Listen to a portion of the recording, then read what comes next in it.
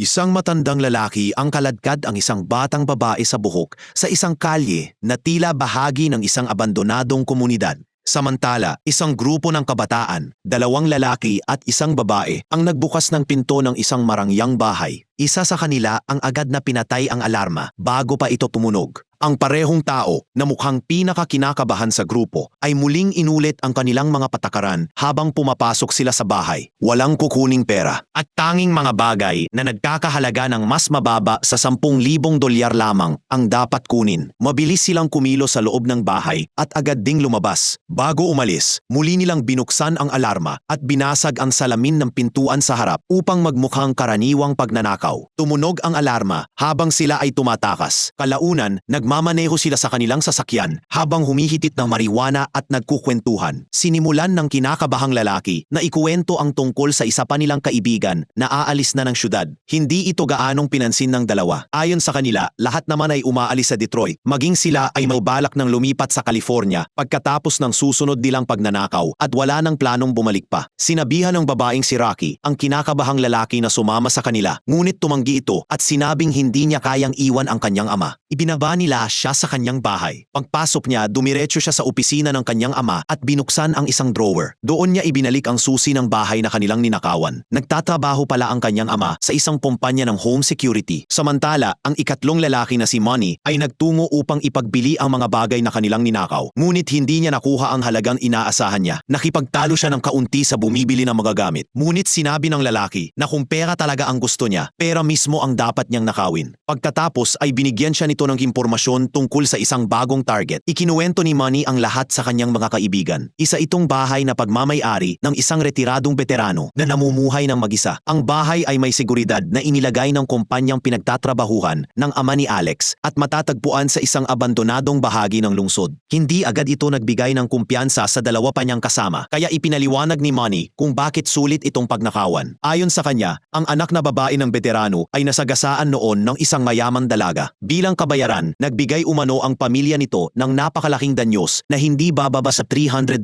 dolyar. Mas madali itong tinanggap ni Rocky kaysa kay Alex. Nag-aalala si Alex sa magiging kahihinatnan ng pagnanakaw ng ganoong kalaking halaga. Iniisip niya ang maaaring mangyari sa kanila at maging sa kumpanyang pinagtatrabahuhan ng kanyang ama. Dahil dito, tinalikuran niya ang usapan at lumayo. Ngunit ng gabing iyon, nagpadala si Rocky ng mensahe kay Alex. Nagmamakaawang sumama siya sa trabaho. Gusto raw niyang makaipon ng sapat na pera upang makaalis at maisama ang isang taong nais niyang iligtas sa kanilang kasalukuyang buhay. Habang pinag-aaralan ni Alex ang impormasyon tungkol sa veterano, lalo siyang nagiging mausisa sa kanilang magiging target. Nasa bahay si Rocky kasama ang kanyang nakababatang kapatid. Kasama rin nila ang kanyang ina at ang bagong kasintahan nito. Pareho silang masama ang ugali at nakakasuklam pakitunguhan. Dito nagiging malinaw na ang mensaheng ipinadala ni Rocky kay Alex ay talagang tungkol sa kanyang kapatid. Habang kinakausap niya ito kung gusto nitong sumama sa kanya sa California, makikitang desperado siyang mailayo ang kanyang kapatid sa kanilang nakapangingilabot na sitwasyon sa pamilya. Samantala, nagtungo sina Alex, Rocky at Manny upang obserbahan ang bahay ng veterano at ang buong paligid nito. Naiwan sina Alex at Rocky sa loob ng sasakyan habang si Manny ay nag-iikot. Habang sila lang dalawa, nagbahagi si Rocky ng isang kuwento tungkol sa kanyang kabataan. Bilang tugon, sinabi ni Alex na sasama siya sa kanya sa California kapag natapos na nila ang trabahong ito. Pagbalik ni Manny sa sasakyan, kinumpirma niya ang lahat ng kanilang nalaman tungkol sa bahay. Maya-maya, isang asong Rottweiler ang tumalon sa bintana sa tabi ni Rocky. Isang matandang lalaki ang tumawag sa aso at sinabi ni Manny na iyon ang veterano. Doon nila napagtantong bulag ito. Nagkaroon sila ng maikling pagtatalo tungkol sa kung gaano kaimoral ang pagnanakaw sa isang bulag na tao. Nang gabing iyon, bumalik sila sa komunidad. Patay ang mga ilaw sa bahay ng veterano. Inuna nilang asikasuhin ang aso sa pamamagitan ng pagpapakain dito ng karne na may halong gamot. Nang subukan nilang busan ang pangunahing pinto, natuklasan nilang hindi gumagana ang mga susi na kinuha ni Alex mula sa kumpanya ng seguridad ng kanyang ama. Naghanap sila ng gilid na pinto o bintana, ngunit isang maliit na bintana lamang ang nakita nila at si Rocky lang ang maaaring makalusot doon. Pumasok siya sa bahay at matagumpay na pinatay ang alarma gamit ang remote na ibinigay ni Alex. Napansin niya ang mga naka-frame na larawan ng namayapang anak na babae ng veterano na nakapatong sa ibabaw ibabaw ng fireplace. Samantala, naghihintay sina Alex at Manny na papasukin sila. Pagkapasok nila sa bahay, nagsimula silang maghanap ng kinalalagyan ng pera at ng posibleng kinalalagyan ng kaha de yero. Sinuri ni Rocky ang aparador, habang umakyat naman si Manny sa ikalawang palapag upang lagyan ng chloroform ang veterano para hindi ito magising. Natagpuan niya itong natutulog sa kanyang silid habang umaandar ang isang video ng kanyang anak noong bata pa ito. Nagising ang veterano at pinatay ang telebisyon, ngunit nagawa pa rin ni Manny na pakawalan ang pampatulog na gas. Pagbaba niya, nakita ng tatlo ang isang pinto ang nakakandado ng mabigat na bolt. Inisip nilang nakatago ang pera sa likod nito. Kumuha si Manny ng baril at sa paniniwalang natutulog pa rin ang veterano, binaril ang bolt upang mabuksan ang pinto. Nataranta si Alex dahil sa presensya ng baril at agad niyang naramdaman na ibang usapan na ito ngayon. Nagpasya si Alex na umalis. Kinuha niya ang kanyang sapatos mula sa tumpok at nagtungo na palabas. Samantala, binuksan ni na Manny at Rocky ang pinto. Ngunit biglang lumitaw ang veterano mula sa kung saan. Nagtanong ito kung sino ang naroon. Parehong natahimik ang dalawa, ngunit narinig ng matanda ang boses ni Manny at sinundan ito. Sinubukan muna ni Manny na magsinungaling at pagkatapos ay makiusap sa matanda, ngunit walang nangyari. Nagpaputok pa siya ng baril upang takutin ito, ngunit hindi rin iyon nakapagpatigil sa veterano. Narinig ni Alex ang putok mula sa labas. Sa loob naman, naagaw ng veterano ang baril mula kay Manny at binaril siya sa ulo. Hindi nito alam na naroon din si Rocky. Mabilis na nagtago ang babae sa loob ng aparador. Pumasok si Alex sa bahay at muntik nang mabangga ang veterano. Ngunit nakaiwas siya at tumakbo sa iba't ibang bahagi ng bahay habang isa-isang ikinakandado ng matanda ang mga pinto at bintana. Nagtago si Alex sa banyo at nagpadala ng mensahe kay Rocky. Sinabi nito kung saan siya nagtatago, kaya agad siyang nagtungo roon. Ngunit bago pa makarating si Alex, pumasok muna ang veterano sa aparador. Inalis nito ang isang bahagi ng drywall at inilantad ang nakatagong kaha de yero. Ipinasok niya ang code at binuksan ito. Kitang-kita ni Rocky ang buong code mula sa kanyang pinagtataguan. Sinuri ng veterano kung naroon pa ang pera. Nang makitang hindi pa ito nawawala, isinara niya ang kaha at umalis. Hindi pa rin alam na naroon si Rocky sa loob ng aparador. Makalipas ang ilang sandali, dumating si Alex. Iminungkahi niyang tumawag na sila ng pulis. Hindi sumang-ayon si Rocky. Sa halip, binuksan niya ang kaha at kinuha ang pera. Labis na nagulat si Alex. Sa tantiyan niya, aabot sa $1,000,000 ang laman nito. Nagpasya silang tumakas sa pamamagitan ng pinto ang nakakandado ng bolt sa pag-aakalang hahantong iyon sa basement at sa isang lagusang palabas patungo sa bakuran. Ngunit bago pa sila makadaan sa pinto, muling lumitaw ang veterano mula sa loob at nagsimulang kaladkarin ang bangkay ni Manny papunta sa ibang bahagi ng bahay. Matapos ang isang nakakatakot na sandali, ipinagpatuloy nito ang ginagawa. Nagbigay iyon kina Alex at Rocky ng sapat na pagkakataon upang makalusot sa pinto. Sa puntong iyon, wala pa ring ideya ang veterano na naroon sila. Nagbago lamang iyon ilang sandali matapos niyang makita ang kanilang mga sapatos. Agad niyang sinuri ang kaha de yero at doon niya natuklasang nawawala na ang pera. Samantala, patuloy na naglalakad sina Alex at Rocky sa basement. Labis silang nabigla nang matagpuan nila ang isang babaeng nakatali gamit ang mga lubid na pang-militar. Sa sandaling gumalaw ito, tumunog ang isang singsing na nakakabit sa kanya at agad na nagbigay ng babala sa veterano na may nangyayari sa basement. Habang naroon, natuklasan ni na Alex at Rocky ang nakakagulat na katotohanan. Ang babaeng nakagapos ay siya ring babaeng nakasagasa at nakapatay sa anak ng veterano. Nagpasya si Rocky na tulungan ng babae anuman ang nagawa nito sa nakaraan. Sinubukan nilang makatakas sa pamamagitan ng lagusan sa basement, ngunit naghihintay na roon ang veterano at agad silang pinaputukan.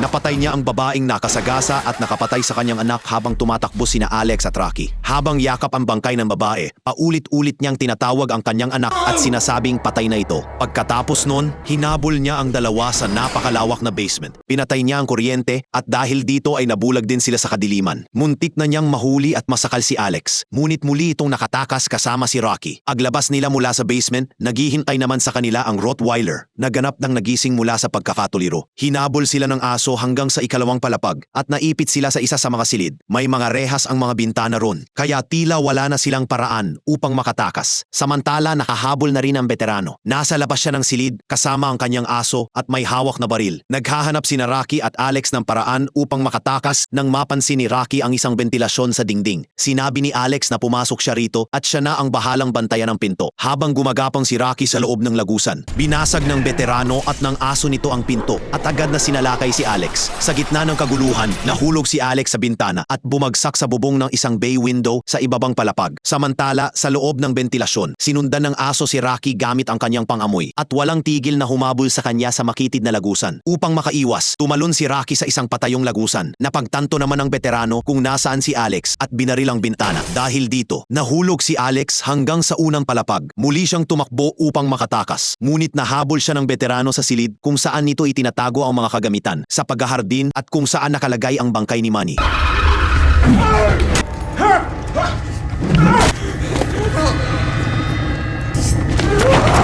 Walang awang binugbog ng matanda si Alex hanggang mawalan ito ng malay. Pagkatapos ay sinaksak niya ito gamit ang napakalaking gunting na ginagamit sa paghahardin. Samantala nagising si Rocky sa loob ng lagusan habang namimilipit sa sakit. Muli siyang nagsimulang gumapang sa mga bentilasyon hanggang sa makita niya ang dalawang bukasan. Ang isa ay patungo sa loob ng bahay at ang isa naman ay palabas. Habang sinusubukan niyang sirain ang mga rehas sa bukasang patungo sa labas, bigla siyang sinunggaban ng veterano mula sa kabilang bukasan.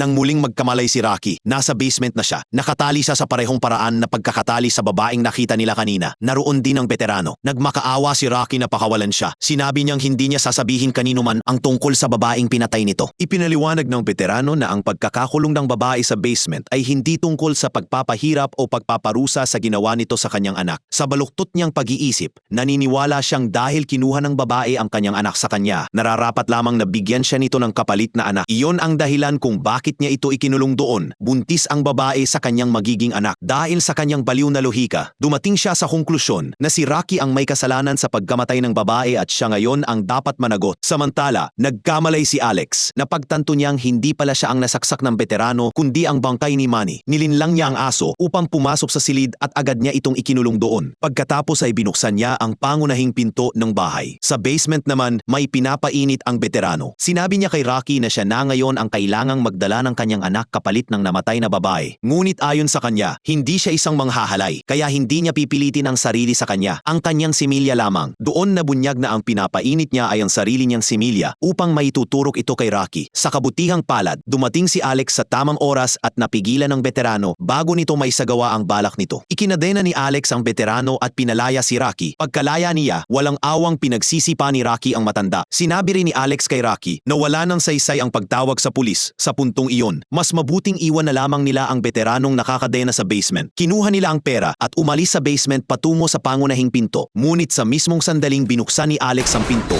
binaril siya ng veterano na nakawala na pala sa pagkakakadena. Maliwanag na ang umaga sa labas habang nagsimulang tumakbo si Rocky. Pinakawala ng veterano ang kanyang Rottweiler upang habulin siya. Matapos ang mahabang habulan, sa wakas ay nakarating siya sa sasakyan ni Manny. Ngunit nang maabutan siya ng aso, nabitawan niya sa labas ang bag na naglalaman ng pera. Mas masahol pa, nang makapasok siya sa sasakyan, napagtanto niyang wala sa kanya ang susi. Sa pamamagitan ng mabilis na pag-iisip, nagawa niyang maikulong ang aso sa loob ng sasakyan. Ngunit nang makalabas siya at kunin muli ang bag ng pera, muli siyang nasunggaban ng veterano at kinalagkad pabalik sa bahay habang hinihila siya sa buhok. Pagdating nila roon, nakita ni Rocky ang remote ng alarma. Agad niya itong pinagana. Ang matinis na tunog ng alarma ay lubusang nagpagulo sa veterano. Sinamantala iyon ni Rocky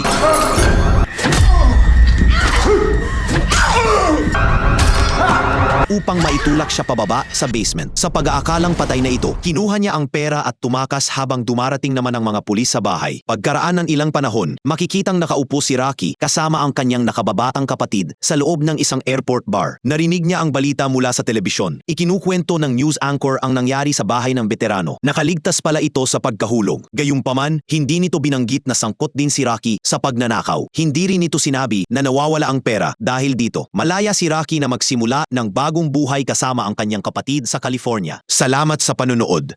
Kung bago ka rito, huwag kalimutang mag-subscribe para sa higit pang mga recap.